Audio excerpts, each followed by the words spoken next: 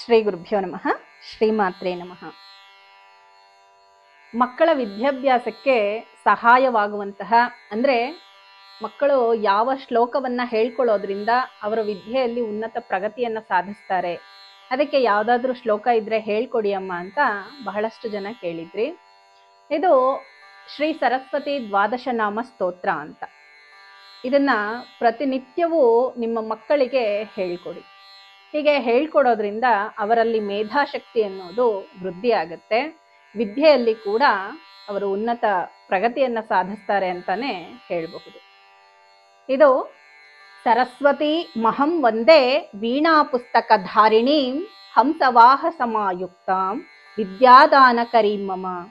ಪ್ರಥಮಂ ಭಾರತೀ ನಾಮ ದ್ವಿತೀಯಂ ಚ ಸರಸ್ವತಿ ತೃತೀಯಂ ಶಾರದಾದೇವಿ ಚತುರ್ಥಂ ಹಂಸವಾಹಿನಿ ಪಂಚಮಂ ಜಗತಿ ಖ್ಯಾತ ಷಷ್ಠಂ ವಾಗೀಶ್ವರಿ ತಥಾ ಕೌಮಾರಿ ಸಪ್ತಮಂ ಪ್ರೋಕ್ತ ಅಷ್ಟಮಂ ಬ್ರಹ್ಮಚಾರಿಣಿ ನವಮಂ ಬುದ್ಧಿಧಾತ್ರಿ ಚ ದಶಮಂ ವರದಾಯಿನಿ ಏಕಾದಶಂ ಕ್ಷುದ್ರಘಂಟ ದ್ವಾದಶಂ ಭುವನೇಶ್ವರಿ ಬ್ರಾಹ್ಮೀ ದ್ವಾದಶ ನಾಮಾನಿ ತ್ರಿಸಂಧ್ಯಂ ಯಃ ಪಠೇನ್ನರಃ ಸರ್ವಸಿದ್ಧಿಕರಿ ತಸ್ಯ ಪ್ರಸನ್ನಾ ಪರಮೇಶ್ವರಿ ತಾಮೇ ವಸತು ಜಿಹ್ವಾಗ್ರೆ ಬ್ರಹ್ಮರೂಪ ಸರಸ್ವತಿ.